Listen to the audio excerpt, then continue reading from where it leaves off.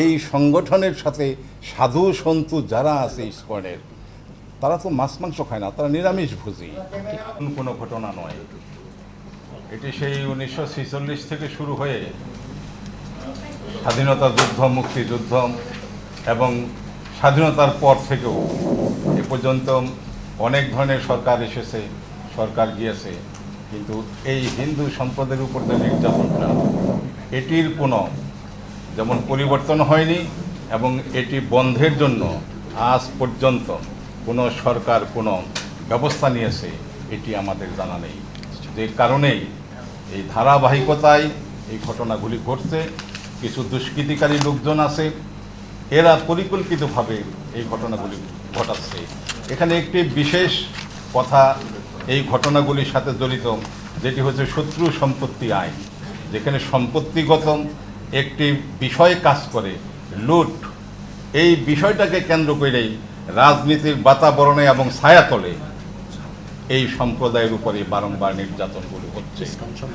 এবং ইসকন সম্পর্কে যেটি বলা হচ্ছে, এটি আপনার তো নিশ্চয়ই সাংবাদিক বন্ধু, একজন বিশিষ্ট সাংবাদিক, সংবাদপত্রের সাবেক সম্পাদক, তিনি তো সংবাদ সম্মেলনে বলছেন যে ইসকন একটি জঙ্গি সংগঠন। ওনার মতন একজন লার্নেড পারসন এই কথা কিভাবে বলে?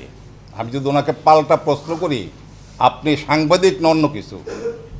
তো যার কারণে আমরা এই সংবাদ সম্মেলনে যারা এই ধরনের কথা বলে, যারা ওনার সুরে সুর মিলিয়ে কথা বলে, সে যেই হোক, সে রাজনৈতিক সংগঠন হোক, সামাজিক সংগঠন হোক, বুদ্ধিজীবী হোক, আমরা তাদেরকে কঠোর ভাষায় নিন্দা জানাই এবং ঘৃণা জানাই তাদের প্রতি, সে যেই হোক না কেন। কারণ ইসকন একটি আন্তর্জাতিক সংগঠন। এটি কি কাজ করে?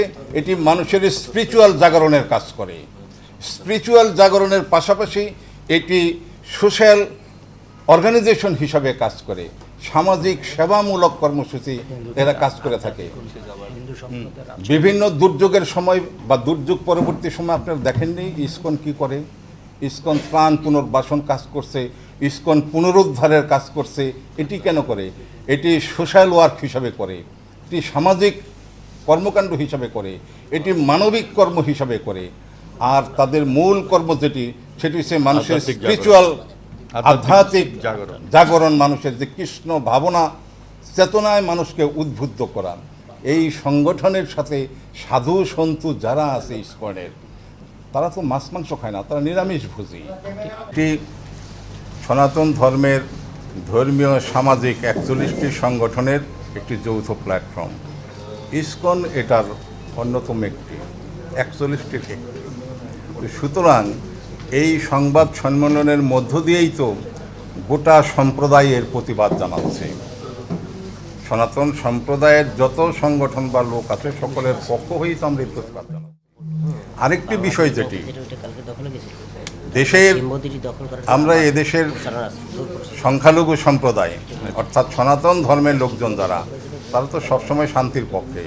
আপনি দেখেছেন সনাতন সম্প্রদায়ের কোনো লোকজন কখনো কোনো হট্টগোলে, কোনো বিশৃঙ্খলায় নেতৃত্ব দিয়েছে বা জড়িত হয়েছে বা আগ বাড়িয়ে গিয়েছে?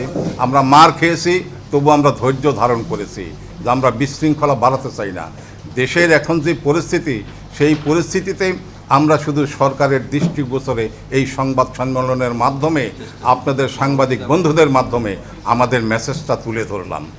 সময় এবং পরিস্থিতি বাধ্য করে কখন কি করতে হবে